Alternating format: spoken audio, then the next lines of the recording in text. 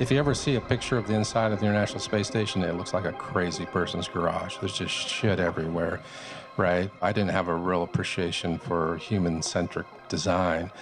Most of my life just was trying to get the damn thing to work.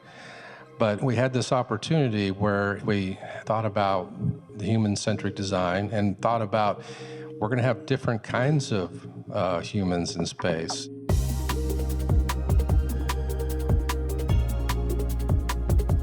Welcome to Design This Day, a podcast about the futures we want, and the people working right now to make those futures real. I'm your host, Devin Liddell. I'm a futurist at Teague. I spend a lot of my time thinking about the gap between present challenges and future solutions. Today, we are speaking with Matt Ondler, Chief Strategy Officer at Axiom Space. Matt previously worked at NASA for 25 years, where he led some of the agency's most ambitious projects in robotics, autonomy, and spacecraft systems. Now he's at Axiom, building the world's first commercial space station. I was elated to have Matt join us for a live recording at a party celebrating the launch of this podcast. We talked about how space might become an important manufacturing hub, the lengths Matt has gone to test something before launching it into orbit, and why squishy humans pose such a design challenge in space. Let's get right into the interview, starting with an introduction from John Barrett, President and CEO of Teague.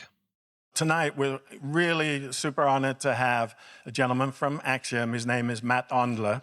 If you don't know Axiom, they are creating the world's first commercial space station. And he's leading that push, he's leading that vision, he's leading that drive, really changing the future of the world. So Matt, it's a real honor. Thank you for coming today.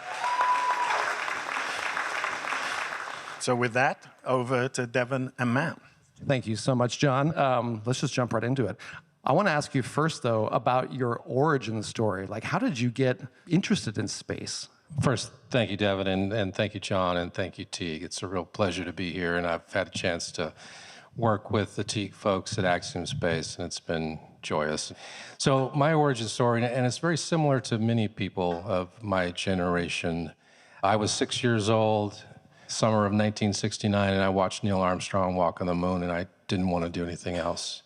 I remember actually, it's a vivid memory, watching on my parents' black and white television in 1443 East 3rd Street in Casper, Wyoming. I remember having this feeling of anxiety that here we were putting a man on the moon and I'm stuck in the first grade. You know, I thought that I had missed this greatest opportunity, but it really did set me on the trajectory of my life. I never really wanted to do anything else. I also had the experience of feeling trapped in 7th grade, but it was not because of anything that was happening in space. It was just because of what was happening in middle school. A lot of us remember 7th grade. It's tough. It's tough years. When kids are watching launch events today, what do you think they're taking away from that experience? Like, I mean, when you think about, your experience being that first grader and you fast forward to kids now, like what are they thinking about what's possible for them when it comes to the future of space?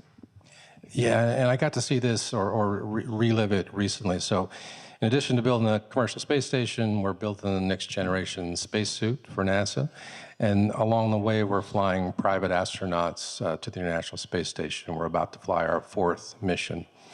And most of those missions have turned out to be country astronauts. And so the particular example is in 2023, we flew 2 Saudi Arabian astronauts to the International Space Station, one of which was a woman, which is pretty remarkable for the country and the culture.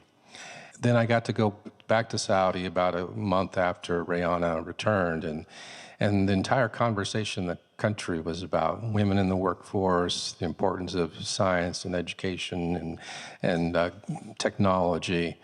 And I'm positive that the day before she launched, millions of little girls in that region saw the world a certain way, and then after seeing her launch, they suddenly saw the world bigger and the possibilities bigger. And then relating it back to me, when I was 6 years old and was inspired, it was years later I realized it was easy for me to have that dream because everybody on TV looked just like me. harder for women to have that dream, harder for people of color to have that dream. So I think space still is that thing that can get kids interested and inspire them still. It's hard to reach kids. You know, when I was 6 years old, we only had 3 television channels, so it was on every channel. But I think space is still something that really inspires people and reaches people, and especially young people. You touched on something actually just now, though, the fact that you only had, 3 stations growing up in Kessler, Wyoming, 3 TV stations. Now, kids are able to watch a lot more channels precisely because of advances in space technology. What are some other examples of things that we might take for granted about everyday life that are only possible because of space? And there are many. GPS is one of them. Really, the space program really drove computing. You know, there's really nothing you can do in the world without a semiconductor. You probably can't even get water out of your tap. There's somewhere in the chain where there's a computer that controlled some valve that enabled you to get water out of the tap. But lots of examples in materials, in healthcare. While Velcro wasn't invented for the space program, it became really widely used. One of my favorite examples is probably everyone has a electric powered drill or some tool at home. Well, that traces its origin to a little contract that NASA gave to Black & Decker. They needed to be able to, during Apollo, they wanted to be able to drill into the lunar surface. And they needed something that was very compact and battery powered. And the technology that Black & Decker developed was this compact, very high torque, electric powered drill that then turned into an entire industry. And every electric drill and electric tool can trace itself back to that little contract that NASA had. I imagine there's things you cannot talk about in terms of what Axiom is up to, but I am curious to ask you, what's the latest in terms of what Axiom is doing? Are there things you can share with us tonight? Yeah, so we're building the first space station. Just that? Yeah, and the next spacesuit.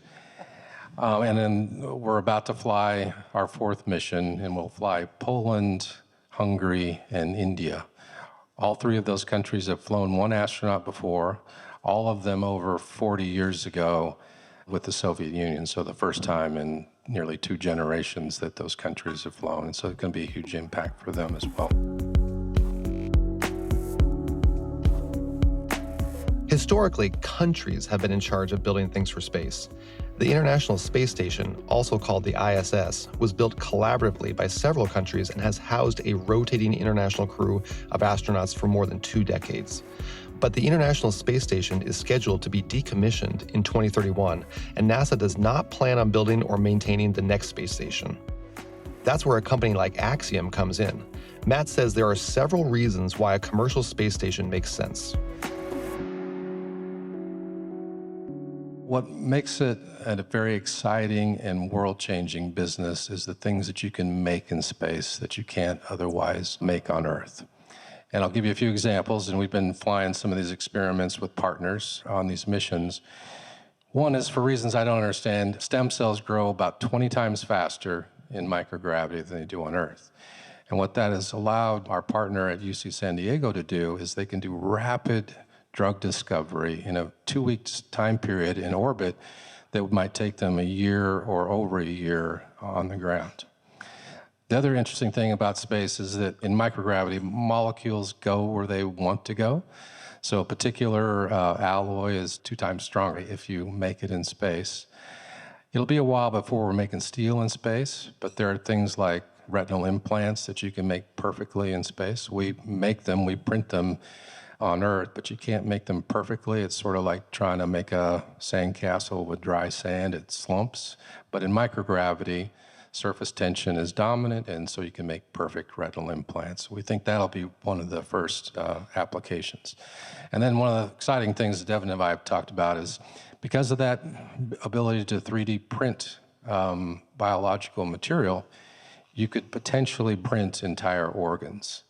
So there's some future in which you need a heart transplant, you send your DNA to a space station, your heart gets printed and then returned to the ground and transplanted. So there's just a lot of exciting breakthroughs, I think, in the future, utilizing that microgravity environment. And the thing that's different now from NASA is NASA can do the experiment and they can do the prototype, but they don't have the charter to then go make 1 million of something or 1,000 pounds of something. So you really need that commercial platform to be able to really commercialize that opportunity. That's amazing. When you talk about the ISS, it is a human habitat. There's a lot of things that are probably outdated on the ISS. What are some things that the new Axiom station will have that represent a breakthrough that people who experience the ISS did not have? Yeah, one of the things that when I met Teague and brought in Teague that we were interested in was, if you ever see a picture of the inside of the International Space Station, it looks like a crazy person's garage. There's just shit everywhere, right? And it causes a very high cognitive load for the crew because there's just stuff everywhere. And so hard to train and hard to do upgrades. And so, and most of my career too, I didn't have a real appreciation for human-centric design. Most of my life just was trying to get the damn thing to work. But we had this opportunity where we thought about the human-centric design and thought about we're going to have different kinds of humans in space. Not all humans visiting space in the coming decades will be a trained astronaut. Companies are building reusable spacecraft, which is helping drive down the cost of space travel. It's still incredibly expensive, but already, private, wealthy individuals have a chance to experience space for themselves. Many will have some preparation, but nothing like the intensive training that astronauts go through today. Visiting scientists, researchers, and tourists will require interiors that are intuitive, not cramped quarters you'd need an engineering degree to navigate. Designing intuitive environments is essential if we're going to have more humans living and working in space. So our station is going to be a lot cleaner, a lot more thoughtful about how humans interact with our station, a lot more aesthetically pleasing. And that fits into one of our business lines too, which is product placement and marketing for companies in that realm. And then probably the other important thing is that our life support system will be as regenerative as we can possibly make it. So recycling all the water, cleaning air, so try to minimize upmass. So the joke in the life support team is that yesterday's urine is today's coffee. Starbucks, if you're out there, there's something to go with there. When we spoke with John Conifay at Integrate was the first guest on Design This Day, who's also involved in space. And he talked about that one of the difficulties in terms of working in the space industry is mitigating risk, especially through the lens of that there's just no way to truly, in a foolproof, bulletproof way, test things. Eventually, and this is his phrase, but I'm gonna revel in it, that you just have to fuck it, fly it. You have to go for it. So I'm curious, from your vantage point, how have you navigated that challenge? That seems like a significant challenge when you think about there's millions and millions and millions of dollars in play here. Yeah, it keeps you up at night because there will be a lot of things that will see the space environment for the first time after we've launched them. And the difficulty about space is you don't get a chance to go get it back when it didn't quite work. So there's several examples. So just to explain the environment, low Earth orbit's only 250 miles above the surface, but there's no atmosphere, very, very little atmosphere. So incredibly high vacuum. The temperature extremes are quite extreme. So if the sun is on one side of the spacecraft, that side of the spacecraft is about plus 250 degrees. The side that's in the shadow is minus 250 degrees. That includes, by the way, a person in a spacesuit. So chest to the sun is plus 250, back that's in the shadow is minus 250. So extreme environments. Now we can duplicate those sort of things on Earth, but they require special facilities. It's hard to put an entire spacecraft in a vacuum chamber. The other environmental fact is that we're traveling 17,000 miles an hour. Hard to duplicate that on the Earth. And then the radiation environment is different as well. So we have to do special testing on all the electronics to make sure that it works in that environment. But then ultimately, you still get there and many things will be the first time you see it. I'll give you one example of testing we did way back on the International Space Station. The International Space Station has GPS antennas on it. It was one of the first GPS applications in space, and this is in the days when no one had a smartphone and GPS wasn't everywhere. And Honeywell had built a box, a GPS receiver that was used on aircraft and was highly successful, and so we went and got that box and figured, well, it's working on these aircraft, so it'll probably work in space. And the problem is, what we discovered was that at 17,000 miles an hour, you're traversing and changing the GPS constellation so fast that the software wasn't designed to do that, and it didn't actually work. Fortunately, we had a very, very expensive GPS simulator in which we found that out. Otherwise, we would have found out in space. So how did you do that? You test that like, I think you told me you tested that like in a pickup truck. Yeah, we naively drove it around in a pickup truck thinking that was a good test. But wasn't fast enough. I have a teen driver. He's 17 years old, and I believe, based on personal experience, he drives at 17,000 miles an hour. I'm pretty sure that's the case. So I might enlist him as a recruit here. Designing for humans in space, you touched on it quite a bit already. Is there anything else that would be surprising for people in terms of like understanding like the challenges of designing for just humans in space? Yeah, and humans in space is actually the hard thing. Lots of companies and countries launch things to space. So far, the only entities that have put humans in space for the long haul are countries: the US, the Russians, and now the Chinese. The fourth entity that will put humans in space for the long haul is Axiom Space. So it's a pretty tough act to follow.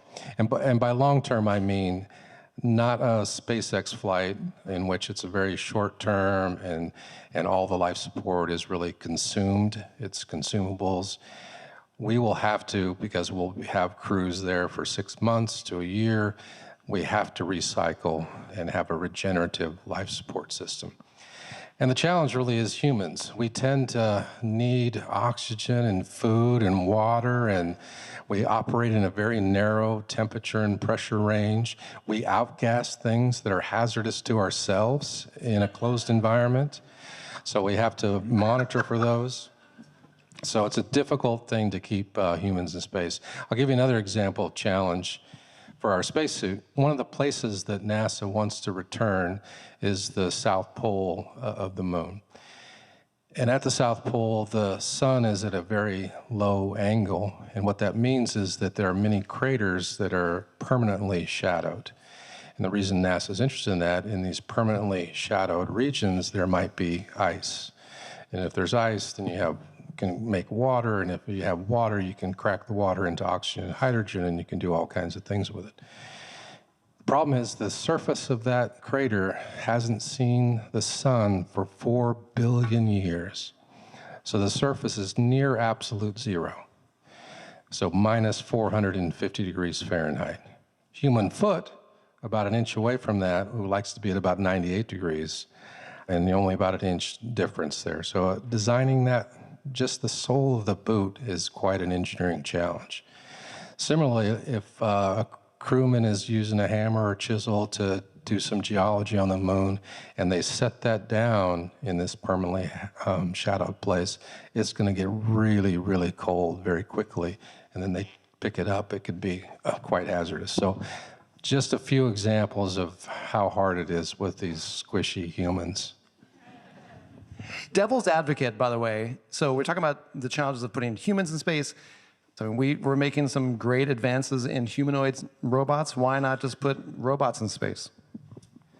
So I love this question. So one of my last jobs at NASA was I ran the robotics group at the Johnson Space Center, and we built electric autonomous vehicles, but we also built humanoid robots. One was Robonaut 2 that we flew to the International Space Station.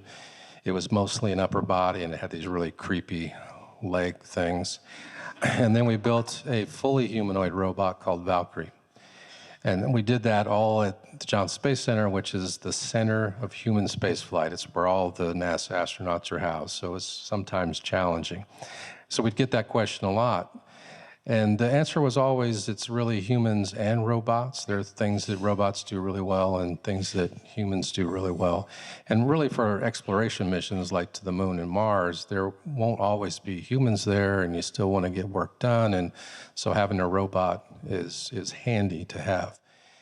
And having a humanoid robot allows you to use the same tools, the same interfaces that the human does and not have to send up separate tools.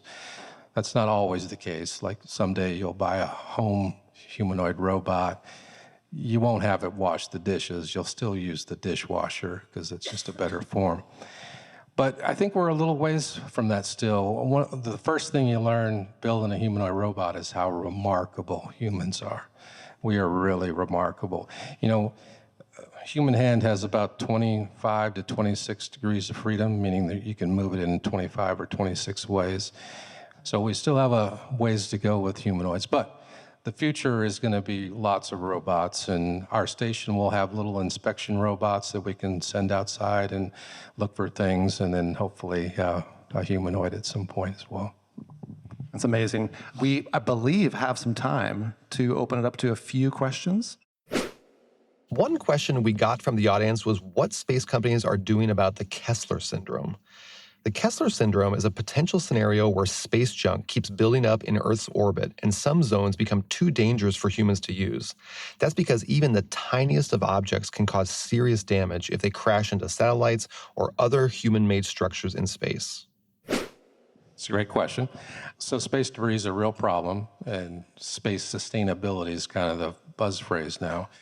We really need to do better at sort of policing it and making sure that people who are launching thousands of satellites are making sure that they're taking care of that. So on our station, the entire station will be covered by a micrometeorite shield. And NASA figured out that what happens is when a micrometeorite strikes or a piece of debris strikes, it will vaporize when it hits that layer, and then it won't have enough energy to penetrate. But orbital debris is a huge problem. So about 2 to 3 times a year, the Defense Department that tracks, they claim an object about the size of a Coke can. They probably track objects even smaller. They will call up NASA and say, 3 days from now, there's going to be this object that's going to come close to the International Space Station. And then NASA raises the orbiter, they do a maneuver to avoid that. We will also subscribe to that service. The government hasn't actually figured out how they're going to do that with commercial, but we'll probably have to do 2 or 3 debris avoidance maneuvers every year and then just have to protect for some of these strikes. I'll tell you a fun fact story is that we returned the space shuttle on a mission and noticed one of the outer panes of the window was damaged. And from forensics analysis, it was determined that that damage came from a fleck of paint that came off a satellite. Now, the fleck of paint hit the orbiter at a relative speed of 7 miles a second. So it doesn't take a very big object because the velocities are really big. But orbital debris is something that, as a global community, we need to manage.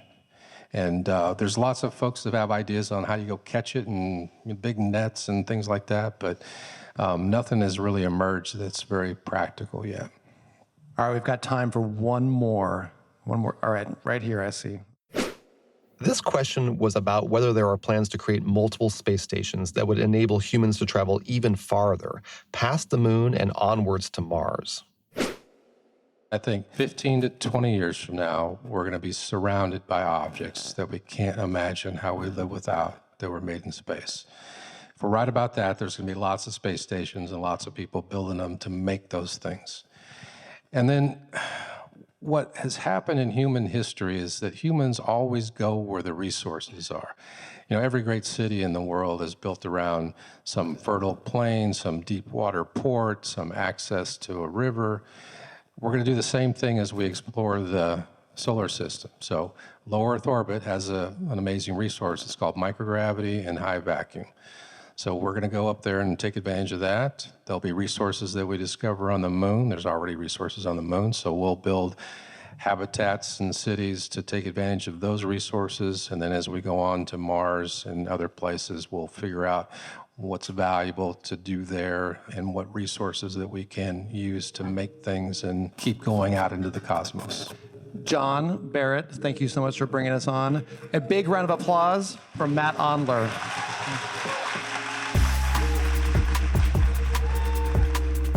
Thank you for listening to Design This Day, a podcast by Teague. Subscribe on your favorite podcast app so you don't miss the next episode. We have some really exciting guests coming up. I can't wait to share more with you next time. And if you have a complex problem that needs solving, we'd love to hear from you. Visit us at teague.com or send us an email at hello@teague.com. If someone yells out Freebird or Wonderwall, it's probably going to make it. It's going to make it into the cut. It's not a dare, by the way. Don't do that. Don't yell that out.